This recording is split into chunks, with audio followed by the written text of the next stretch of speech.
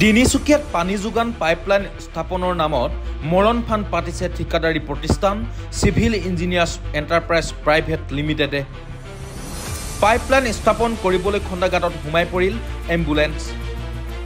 তিনিচুকীয়া পৌৰসভাৰ নিৰ্দেশনাক আওকাণ ঠিকাদাৰী প্ৰতিষ্ঠানটোৰ। দল সংগঠন তথা বিভিন্ন ব্যক্তিয়ে সুচাৰুৰূপে কাম কৰিবলৈ আবেদন জনোৱাৰ পাছতো কাণসাৰ নাই জিলা প্ৰশাসন, স্থানীয় বিধায়ক আৰু পৌৰসভাৰ নিৰ্দেশনাৰ বিপৰীত মন্তব্য পৌৰপতি পুলক চেতিয়াৰ। নিৰ্দেশনা নমনা প্ৰতিষ্ঠানটোৰ বিৰুদ্ধে ব্যৱস্থা গ্ৰহণ কৰিবলৈ সাহস হ'বনে পৌৰসভাৰ? নে তিনিচুকীয়াবাসীক বিপদত পেলোৱা ঠিকাদাৰী প্ৰতিষ্ঠানটোক সুৰক্ষা দিয়াৰ চেষ্টা কৰিছে পৌৰসভাই? দেখিও নেদেখাৰ ভাও অকমন্য বিধায়ক সঞ্জয় কিষাণৰ।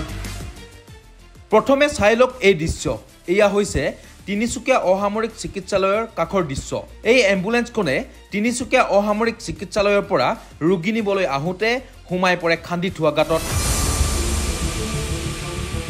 তিনিচুকীয়াত পানী যোগানৰ পাইপলাইন স্থাপন কৰিবলৈ ঠিকাদাৰী প্ৰতিষ্ঠান চিভিল ইঞ্জিনিয়াৰ্ছ এণ্টাৰপ্ৰাইজ প্ৰাইভেট লিমিটেডে খান্দি থোৱা গাঁতত সোমাই পৰে এম্বুলেন্সখন। প্ৰথমেই শুনক ভুক্তভোগীৰ মুখেৰে। গাড়ীখন মানে মাকুমত মই মাকুল চিভিলত পেচেণ্ট এৰি ইয়াত ৰিচাৰ্জ পেচেণ্ট এটা দিছে, এইটো ল'ব আহিছোঁ। মাটিটো পূৰা ঢিলা আছে, সমান হোৱা নাই, পানী জমা আছে। একেবাৰে গাড়ীটো টানি কিনে নলাত লৈ গ'ল। মানে পাইপ লাইনটো পূৰা ভালকৈ মাটি দিয়া নাই আৰু পানীও জমা হৈ গৈছে। এইফালে গাড়ী আহিছিলে, চাইড দিওঁতে পূৰা গাঁতত টানি দিলে। এতিয়া মোক পেচেণ্টক লৈ যাব লাগে, মই কেনেকৈ নিম? এতিয়া মই আহিছিলোঁ পেঙেৰিৰ পৰা। পেচেণ্ট তিনিচুকীয়া চিভিল পৰা ৰিচাৰ্জ পেচেণ্ট আৰু মাকুম চিভিলত পেচেণ্ট এৰি আহিছোঁ। এতিয়া হৈ গ'ল আধা ঘণ্টা ওপৰতে হৈছে, আধা ঘণ্টা ওপৰতে হ'ব।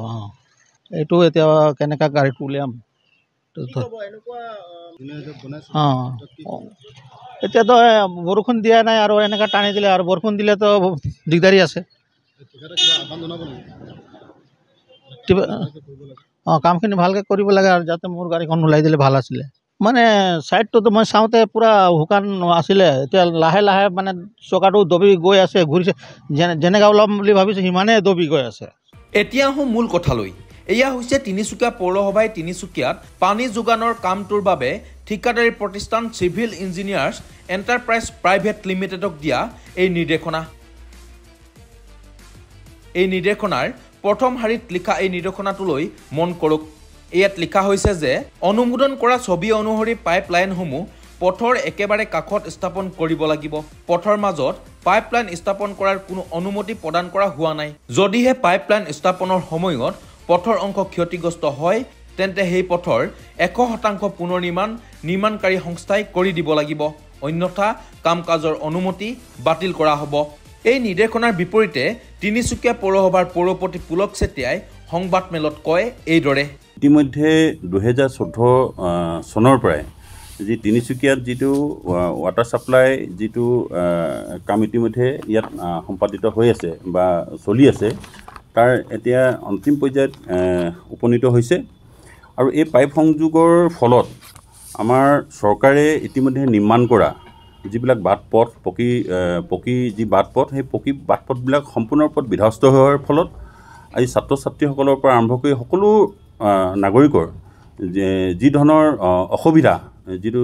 অসুবিধাৰ সৃষ্টি হৈছে বা কষ্ট আৰু দুৰ্ভোগৰ যি সন্মুখীন হ'বলগীয়া আছে, আমি এই কষ্ট আৰু দুৰ্ভোগৰ প্ৰতি আমি সম্পূৰ্ণ সহানুভূতিভাৱেই বিষয়টো আমি বিবেচনা কৰি আছোঁ। আৰু বিভিন্ন ৰাইজৰ মাজতো যিটো বিভ্ৰান্তিৰ সৃষ্টি হৈছে, যিটো শংকা প্ৰকাশ কৰিছে যে এই যিবিলাক পূৰ্বে আমাৰ চৰকাৰে বহু টকা খৰচ কৰি ৰাইজৰ বহুদিনীয়া যি দাবী আছিল যে ৰাস্তাবিলাক পকীকৰণ কৰাৰ যিটো দাবী আছিল, সেই ৰাস্তাবিলাক পকীকৰণ হোৱাৰ পিছত আজি ৱাটাৰ ছাপ্লাই যিটো পাইপলাইন যিটো লেইঙৰ কাম যিটো চলি থকা অৱস্থাত এই ৰাস্তাবিলাক যিটো বিধ্বস্ত হৈ গৈছে, ৰাইজৰ যিটো দুৰ্ভোগ ভুগিবলগীয়া হৈছে।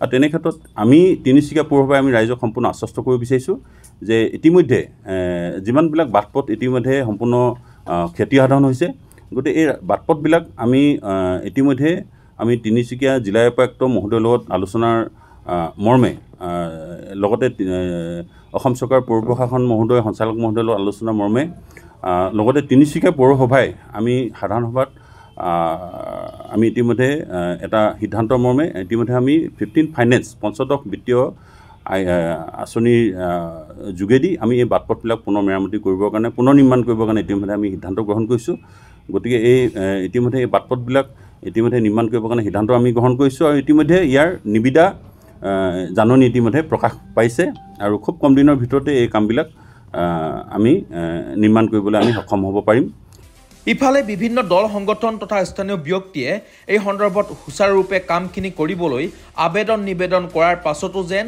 ঠিকাদাৰী প্ৰতিষ্ঠানটোক সুৰক্ষা দিবলৈ উঠি পৰি লাগিছে স্থানীয় বিধায়ক আৰু পৌৰসভাই এতিয়া প্ৰশ্ন হয় যে পৌৰসভাৰ নিৰ্দেশনাক নমনা এই প্ৰতিষ্ঠানটোৰ বিৰুদ্ধে কিয় ব্যৱস্থা ল'বলৈ সাহস কৰা নাই পৌৰসভা অথবা জিলা প্ৰশাসনে নিউজ ডেস্ক ৰিপৰ্ট আপডেট নাও